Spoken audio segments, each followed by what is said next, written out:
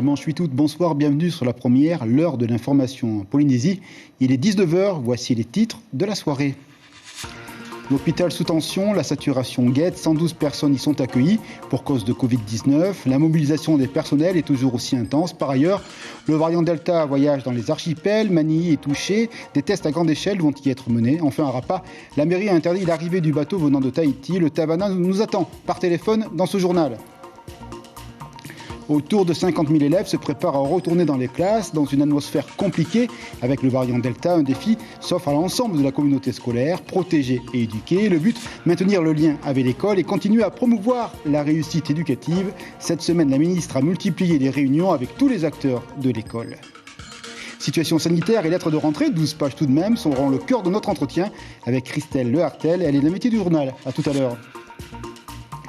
Bien sûr de l'émotion, d'autant que les hommages arrivent de partout. Marie Ayou a été veillée par les siens à son domicile. La couturière prolixe est partie à l'âge de 98 ans. Sa famille et ses proches nous confient leur amour pour cette dame d'exception à la personnalité vraiment attachante. Papara prend de la hauteur, les montgolfières dessinent des arabesques dans le ciel. Une jeune société créée là-bas propose des vols d'initiation. Le miracle léger des airs, c'est séduire par la pureté des paysages, vus d'en haut. Nous avons suivi une dame pour son baptême de l'air aujourd'hui. Nous irons à la presqu'île pour le Fénois d'antan et avant le retour à l'école, nous partons rencontrer les écoliers d'alors. En 96, ils inauguraient un nouveau bonitier utilisé pour se rendre en classe. Souvenir à la fin de ce journal. Et l'ouverture de cette édition sous le sceau de l'inquiétude sanitaire, avec la multiplication des cas liés au variant Delta, la saturation guette les services du Taounais, ceux qui sont dédiés au traitement des malades victimes du virus. Il reste ce soir 24 lits disponibles. Par ailleurs, le week-end a été cruel au niveau des décès, 8. Le dernier en date, un monsieur âgé de 65 ans, non vacciné et atteint par des facteurs de comorbidité. Nous allons voir tout de suite les autres chiffres de ce week-end. 112 personnes sont hospitalisées, 23 sont placées dans le service de réanimation. À Rapa, le week-end a été animé par l'interdiction d'accoster faite au bateau, le Tuapé. Il fait des rotations avec Tahiti, vous le savez. La décision a été prise par le maire. Trop de cas Covid à son bord. On parle de 65 cas. Le bateau a été renvoyé à Tuaï, dont les structures sanitaires sont beaucoup plus complètes. Les élèves de l'atoll ne sont pas montés à bord du navire. Connexion tout de suite avec le Tavana. Bonsoir Tavana. Alors, est-ce que ça a été une décision difficile à prendre ? Bonsoir tout le monde. En fait, je voulais apporter des précisions. Le bateau a bien accosté.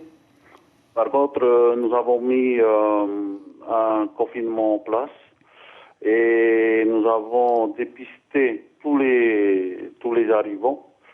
Et finalement, nous avons trouvé que parmi les soixantaines de passagers, il y a un petit peu plus d'une quarantaine de personnes Covid+. Qu'est-ce que vous avez décidé alors ?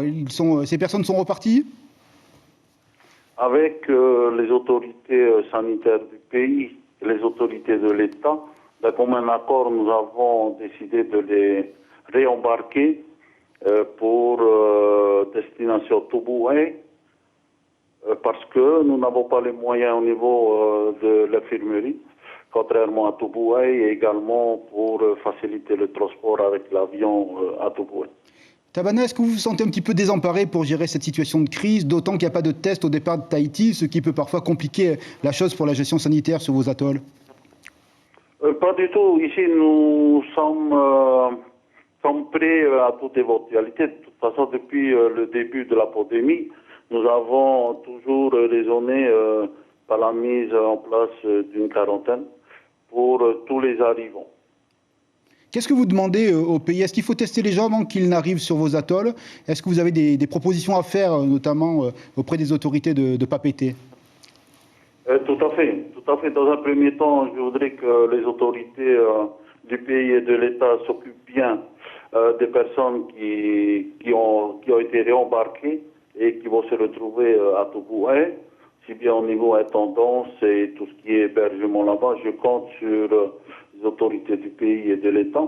Ensuite, la deuxième demande, c'est de réagir maintenant sur la mise en place de dépistage avant tout embarquement vers les archipels.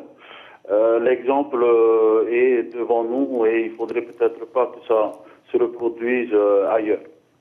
Merci beaucoup pour la connexion téléphonique et bonne soirée et bon courage. Merci, une prochaine fois. Merci. Toubaï, nous en parlions avec le maire de Rapa juste un instant. Nous y partons. Là-bas, les collégiens se font tester avant le retour en classe.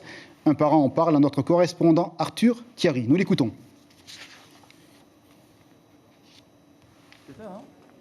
C'est une bonne chose, comme ça on verra que les enfants sont en bonne santé avant de sortir et qu'ils ne seront pas malades. Donc pour l'instant, voilà, ça rassure. Ils sont juste testés, comme ça pour voir s'ils ne sont pas contaminés, s'il n'y a pas le Covid, s'ils ne sont pas contagieux.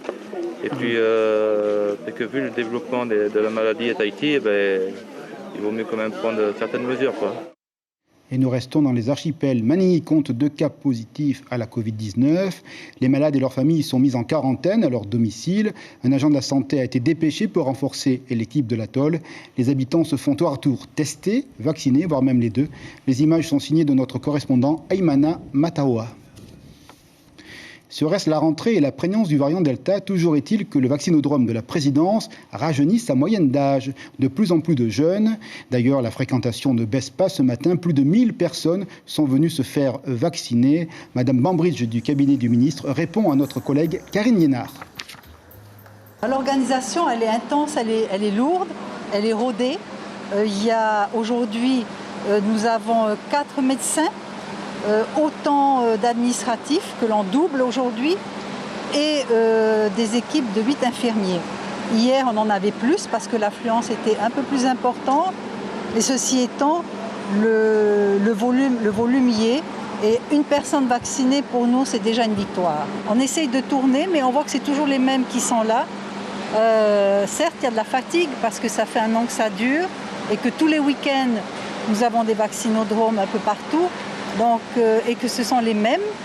Mais ce qui est encourageant, c'est qu'il y a toujours des volontaires. Au moins 3500 personnes ont été vaccinées ce week-end. Partie invitée de ce journal, Christelle Lehartel, la ministre de l'Éducation. Ce soir, une situation de crise sanitaire. Bonsoir Madame la ministre. Est-ce que cela signifie qu'il y a un plan hors sec, un plan d'exception décidé par le ministère pour faire face à cette rentrée ? Exactement. D'abord, merci de me recevoir sur votre plateau ce soir. Effectivement, nous maintenons la date de la rentrée des classes et nous avons mis en place une organisation pour assurer, enfin, en tous les cas, rassurer les familles que nous allons recevoir dès la semaine prochaine. Je crois que vous avez rédigé avec les services un vadémécum, c'est-à-dire c'est la ligne de conduite à suivre en fonction de ce qui va se passer. Exactement. Alors, en partenariat avec la direction de la santé, le ministère de la Santé, nous avons repris notre vadémécum que nous avons utilisé déjà l'année dernière. Donc, nous avons maintenu les 3 codes couleurs puisque les chefs d'établissement, les directeurs d'école ont pris l'habitude maintenant de ce vadémécum et il y a toutes les procédures à suivre indiquées dans ce vadémécum. Chaque fois sous l'autorité du ministère de la Santé, le bureau de veille sanitaire. Tout à fait. Toujours sur la conduite du bureau de la veille sanitaire. Nous ne prendrons pas de décision sans leur décision à eux. Et en fonction de la décision, on fermera la classe ou l'école. Justement, par rapport aux objectifs, c'est vraiment le vaccin pour vous ? Alors, l'objectif d'abord tout premier d'un ministre de l'Éducation, c'est de faire revenir les élèves à l'école, puisque l'année dernière, plus de 10% des élèves ne sont pas revenus. Donc, cette année, c'est vraiment qu'ils reprennent le chemin de l'école. Mais c'est vrai qu'on fait appel à tout le personnel de l'éducation, en tous les cas d'abord, de se faire vacciner et tous les enfants qui sont capables de recevoir en tous les cas ce vaccin, de le faire. On revient dans quelques minutes avec vous, on va regarder un joli reportage. Avant, on disait instituteur, celui qui institue, celui qui rend droit. L'école est ce lieu de l'émancipation où les savoirs, les apprentissages fondent l'humanité et la relation aux autres. Cette idée est là au cœur de bien des familles. Elle est une promesse, un possible, surtout quand on a beaucoup d'enfants. C'est le cas de cette famille de Maïna. 7 enfants, 3 sont encore à l'école. Ce matin, notre équipe de reportage l'a rencontré. Reportage signé Karine Lignard et Jacques Damour. Rentré en CP, apprentissage de la lecture, le petit dernier de la famille Arey est déjà à la page grâce à son grand frère Marie. Qu'est-ce que vous avez fait pendant les vacances pour l'école ? On a joué et des fois je l'aide à faire ses devoirs. Un peu de lecture ? Oui. Qu'est-ce que tu aimes bien à l'école ? Les maths. Pour ce père de 7 enfants, dont 3 toujours scolarisés, la rentrée d'août se prépare quelques mois à l'avance. J'ai bien pensé avant, il faut se mettre un peu de sous. 55 000, pour moi, ça suffit pour eux trop. Les affaires d'école, après les linges, tout ça. Et c'est pas, pour moi c'est dur, mais il faut bien gérer la ceinture, serrer dur la ceinture. Mihi reçoit parfois des aides alimentaires de la paroisse. John Maid-Hay fait partie des quelques humbles mécènes qui le contactent pour lui faire don de vêtements. Et pour compléter son modeste revenu, Mihi a du cran. À Mahinarama, des fois je vais avec à Carmel, la mamie Carmel, demander de travailler pour jardiner, pour avoir un peu plus, pour nourrir mes enfants. Le plus grand fait sa rentrée en 4e. Ce carton représente l'ensemble de ses fournitures. Et là, dans ces affaires-là, est-ce qu'il y a des affaires à toi? Oui, juste un petit peu. Lesquelles? Tu peux me montrer? Ce dossier-là et ce cahier. C'est tout ce dont tu as besoin pour l'école cette année? En réalité, c'est notre maîtresse qui a donné nos affaires. À la date du 6 août, plus de 2400 cas actifs de Covid. Alors ce père de famille est tout de même inquiet pour la santé de ses enfants. Comment je fais pour cette rentrée? Ça, je mène à l'école, sinon je garde un peu une semaine comme ça. Il est encore question de détente pour les 2 derniers jours de vacances. La décision de Mihi dépendra du protocole sanitaire mis en place dans les établissements scolaires de Polynésie.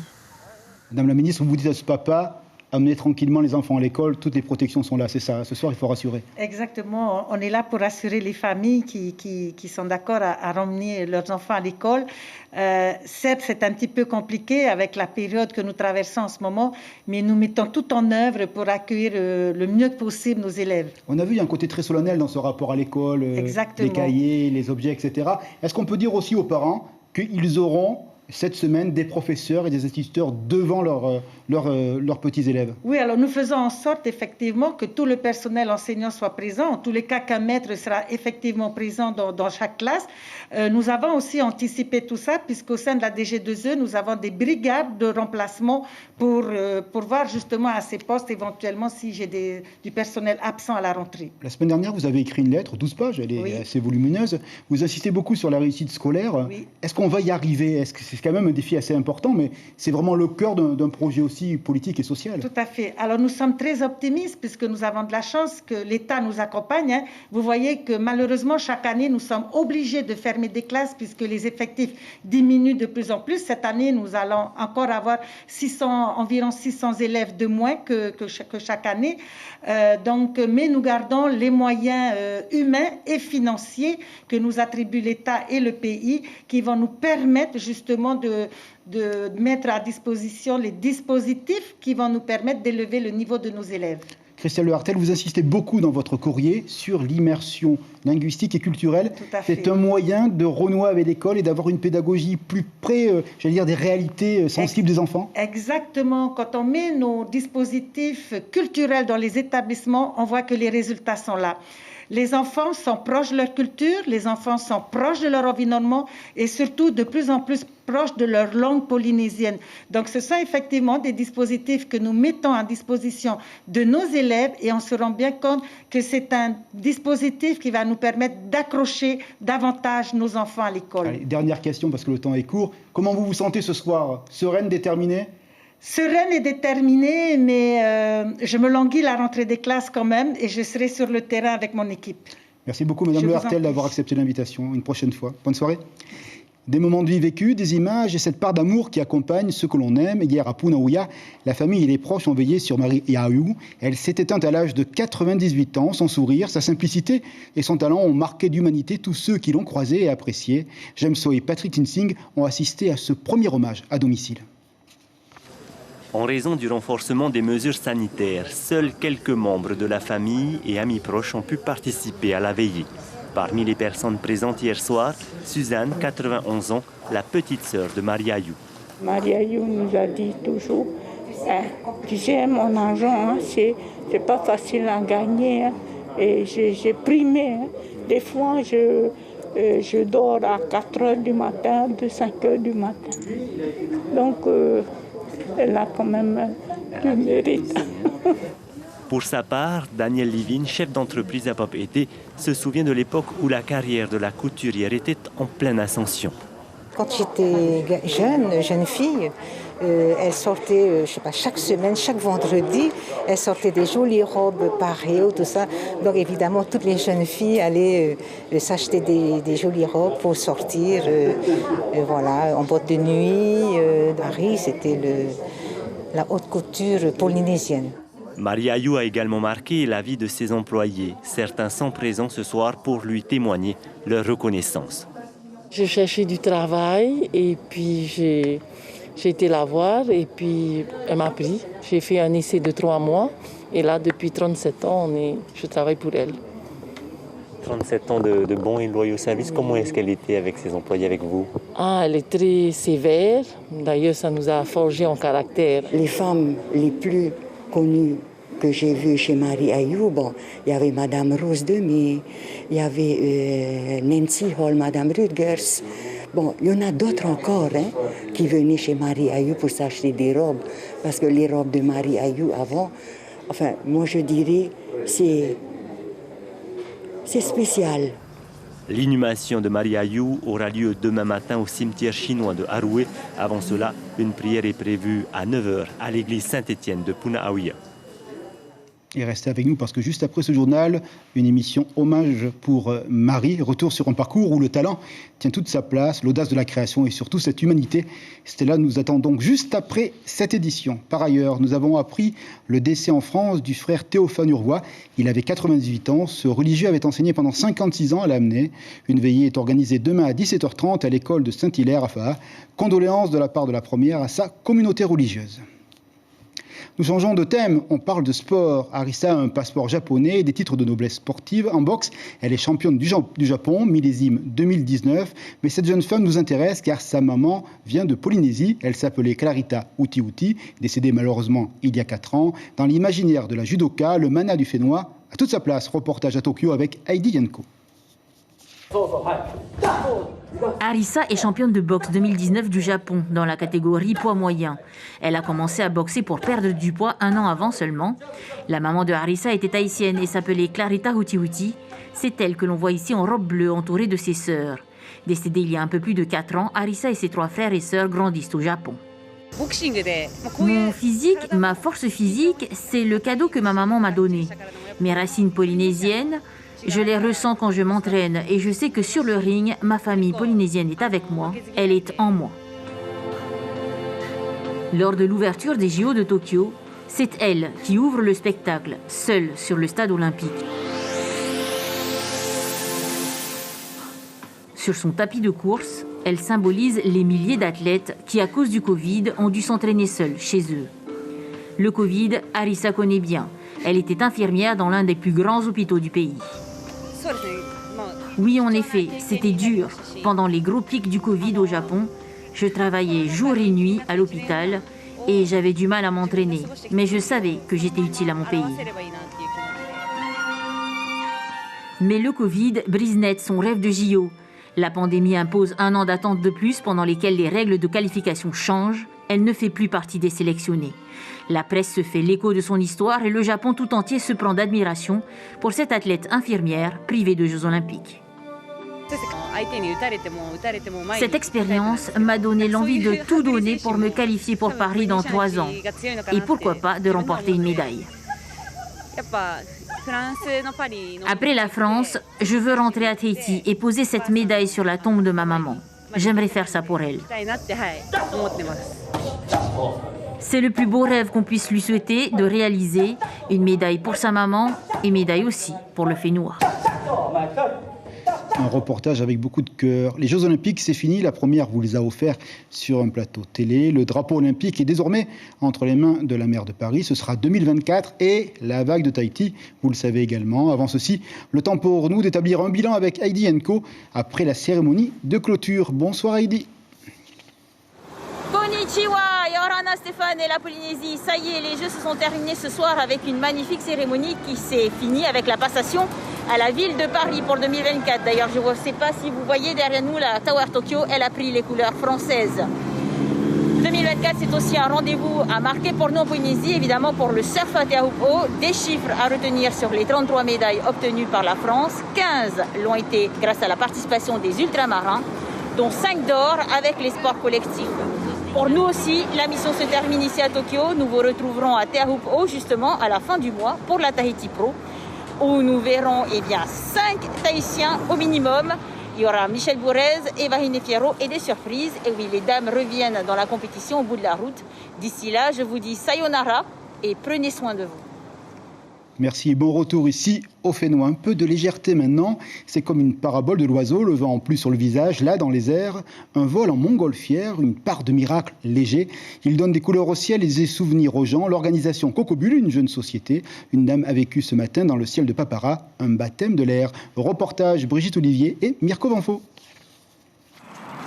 Ce matin, il va falloir se dépêcher, je pense, parce qu'ils annoncent un changement de vent et on risque d'avoir du vent relativement fort. Les vents, c'est l'histoire de la vie de Jean-François et Jacqueline. Ils ont parcouru la terre entière à la poursuite de ceux qui leur seraient favorables pour découvrir le monde d'en haut. 40 ans qu'ils sont animés par cette passion dont ils ont fait leur métier, qui demande du temps, de la précision, de la patience et une certaine force. C'est assez physique, mais c'est agréable le matin, il fait beau, on est dans l'herbe, mais il faut une bonne condition physique, c'est un sport, c'est un vrai sport. Aujourd'hui, ils se retirent à Tahiti avec le projet de partager le vol en montgolfière. Une de leurs premières clientes est Mateata, invitée à partager le travail de préparation. Pour l'instant, tout se passe bien, le vent s'arrête. Ça va, c'est facile. Vous avez un peu d'angoisse ou pas du tout ? Pas du tout, au contraire, j'ai hâte. Leur drôle d'engin a été conçu spécialement pour la Polynésie. Le ballon contient 1200 mètres cubes d'air, d'abord gonflé par un ventilateur. L'air chaud pour monter est contenu dans 2 bouteilles de gaz qui pèsent chacune 30 kg. Elles seront vidées en 1 heure de vol. Le tout se pilote avec un petit moteur électrique car les vents sont trop capricieux et il n'y a pas assez d'espace pour les atterrissages. Va où le vent te mène, ça ne fonctionne pas à Tahiti. On cumule 2 disciplines.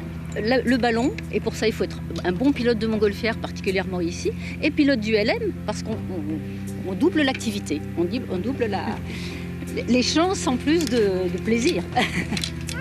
Mateata a décollé sous les yeux éberlués de ses petits-enfants. C'est à son tour de profiter de la vie, 3 quarts d'heure de pur bonheur.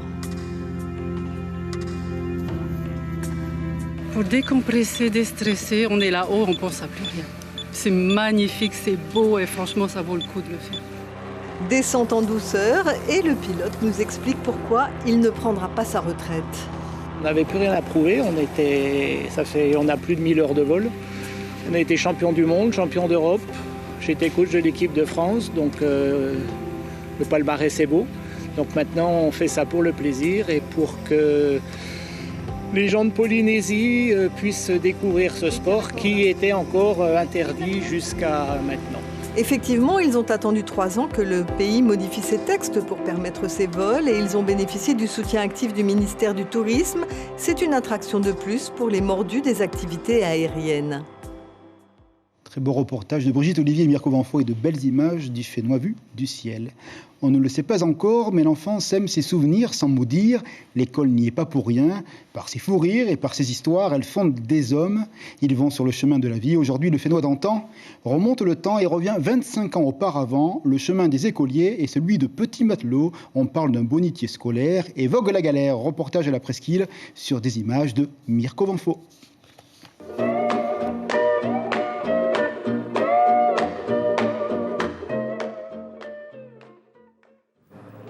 Près de 50 enfants prennent le bonitier scolaire chaque matin, tout au long des 6 points de ramassage. Et parfois, ils peuvent être davantage, 60, voire 80, ce qui nécessite alors 2 navettes. Mais ce matin, il n'était que 17, un chiffre qui n'a rien d'étonnant en ce jour de rentrée. Ah, tu sais bien, la rentrée, il y a les parents qui vont chercher les affaires pour les enfants. Alors, ils ont la maison ici à Tautira, ils vont rester ici à Tautira. Ah, peut-être demain ou après-demain, ils vont rentrer à la campagne. Voilà. Arrivé à la marina de Tautira, le parcours des enfants n'est pas achevé. Sous la vigilance de Mana, ils prennent ensuite le bus, direction la cantine de l'école primaire, où les attend un petit déjeuner organisé depuis 10 ans maintenant. Les enfants se réveillent de bonne heure, et comme on quitte de bonne heure à 6 heures du matin. Et je trouve que le soir les enfants en rentrant sont fatigués, très fatigués. Après avoir mangé, les petits qui vont à la maternelle reprennent le bus pour traverser le village dans l'autre sens, où ils arrivent enfin dans leur école au terme d'un périple entamé presque 2 heures plus tôt. Au niveau scolarité, ce sont des enfants qui sont en majorité en difficulté, dû surtout aux problèmes sociaux et économiques. Nous essayons de suivre beaucoup plus près ces enfants-là. Pourtant, d'année en année, ils semblent moins nombreux à prendre le bonitier. Car au Fénois à Échéré, il n'y a ni électricité ni télévision, et de plus en plus de parents préfèrent par commodité résider au village. Et si le projet de route refait régulièrement surface, il n'est pas prêt de se concrétiser, ce qui laisse encore de beaux jours au bonitier scolaire. 19h passées de 26 minutes sur la première, nous vous rappelons l'information principale de la soirée. Évidemment, elle a pour thème la Covid-19, l'hôpital proche de la saturation, 122 personnes hospitalisées, 23 sont en réanimation. Depuis ce vendredi, 8 décès ont été recensés, la vaccination continue. Toute la liste des centres disponibles sur le site de la direction de la santé de Polynésie. À noter qu'un centre de test est également en fonctionnement à partir de demain du côté du temple adventiste de Punauia, secteur Punavai. Nous allons regarder l'agenda de la semaine et ce qui nous attend tout d'abord demain à Moorea, hommage au disparu d'Air Moorea. Le mardi 10, rentrée scolaire. On en a parlé tout à l'heure avec la ministre. Et la ministre également sera à nouveau sous les flashs de l'actualité avec le point presse à la présidence. Ça sera donc jeudi 12 août de cette semaine. Regard sur le travail de la presse écrite et la dépêche revient également sur les besoins de l'hôpital. L'hôpital sollicite des renforts. Merci beaucoup d'avoir été fidèles au rendez-vous d'information de la première. Demain matin, matinale à la radio pour les nouvelles informations. Tout de suite, un générique de fin avec des images de Montgolfière. Merci de votre fidélité. Restez avec nous. Tout de suite, hommage à Marie la couturière. Rendez-vous demain soir, 19h, pour le journal en français. Merci.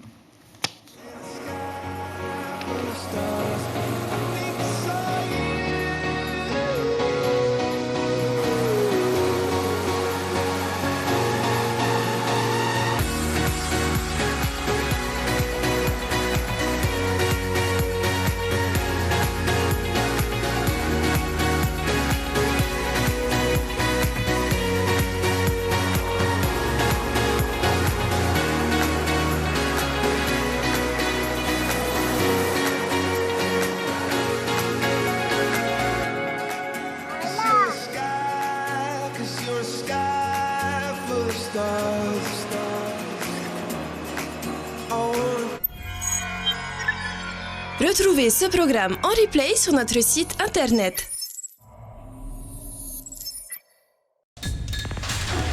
L'information en continu sur Polynésie la première, internet et réseaux sociaux.